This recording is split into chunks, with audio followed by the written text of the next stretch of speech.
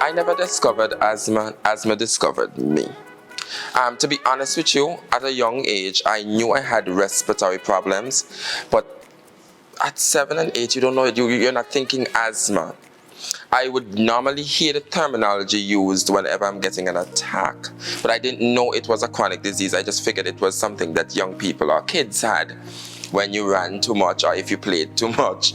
However, I understood the word asthma as I grew into my adolescent years. I realized that I had a chronic disease, and I had a disease that was not only targeting my respiratory system, it was targeting my entire life.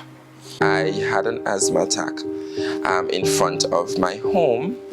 I was just coming home from an event. It was late and it was drizzling, and I was taking some stuff out of my vehicle, a few little things out of the vehicle, when asthma struck. I started to pant. I had heavy breathing, I had short blowing, and then I went into a state of just hyperventilating, and I fell in the gutter in front of my home. And I was there for a while, and my assistant at the time found me in the gutter in the rain. I think it kind of shook up my assistant, because when he saw me, the condition, the state that he saw me in, he was almost like, he knew I was asthmatic. He has dealt with me with regards to asthma.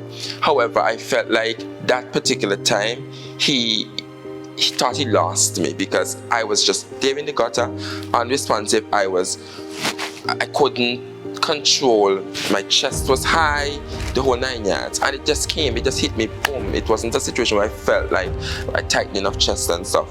It just kind of just came on me like.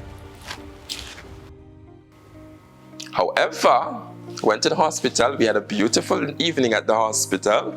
I made friends at the hospital.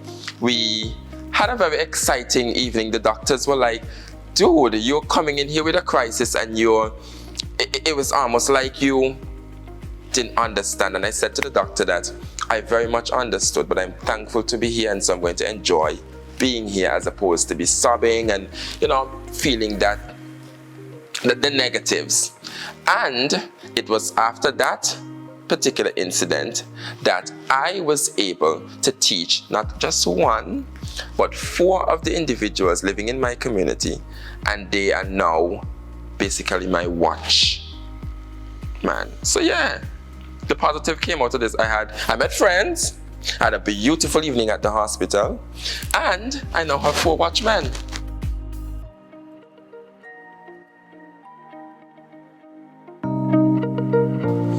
Listen, Asthma and I have had such a journey. We've had the journey to the hills and back. However, there were a few instrumental things that I did, even coming up from a tender age, that assisted with my growth as a young man, also living with asthma. I was instilled with the knowledge that we had to take care of our bodies, we had to eat properly, we had to get good exercise and sleep. So from a tender age, those things stayed with me, and I think that made it kind of easier for me to deal with asthma.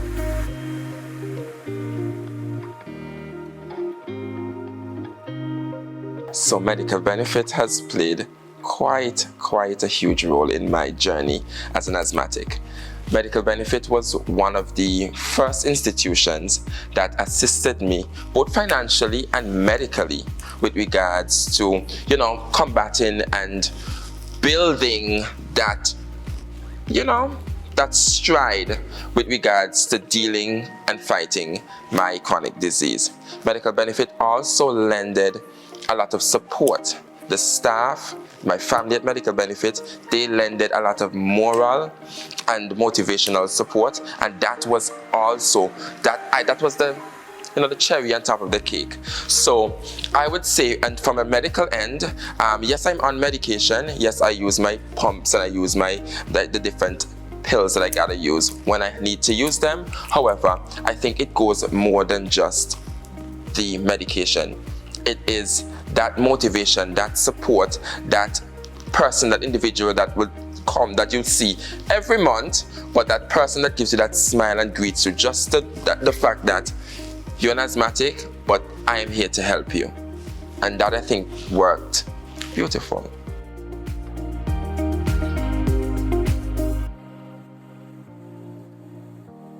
I would advise others to just live, and live, not existing, but live. Asthma is not a death sentence.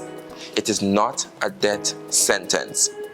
It may have a little, put a little stumbling block in your way sometimes. I feel like researching plays a very pivotal role too. You need to understand asthma, it is an ongoing kind of journey. It doesn't just stop by when you're diagnosed.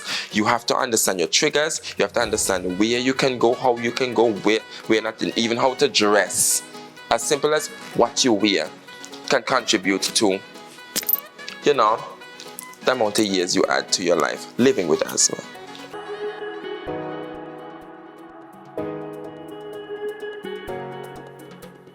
So I'm an asthmatic, but I'm also a dancer. I'm a singer, I'm a track athlete, I am a former track athlete. I am also an artist, a creative director, I'm a fashion designer, I am a teacher, I am a preacher, I'm a friend, a son, and lots more. There's a lot under my belt. Never drank, never smoked. Why? I feel like, for me, it was a choice that I made at a young age. I was involved in a lot of sports and stuff, and so of course drinking and smoking was not allowed. And I think coming out of sports, it kind of allowed me to just continue with that mindset that I don't see the necessary, I don't see why it's necessary, I don't understand it, and so I don't do it. However, I think what was most instrumental was my mindset.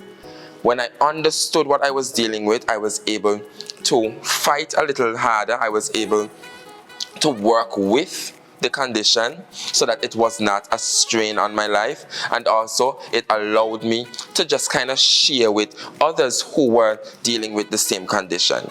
So I think understanding what you're dealing with really, really, really takes it to a different level. Asthma is not a death sentence. And I personally, I don't make it.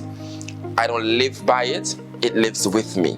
So, please, live and live to the fullest.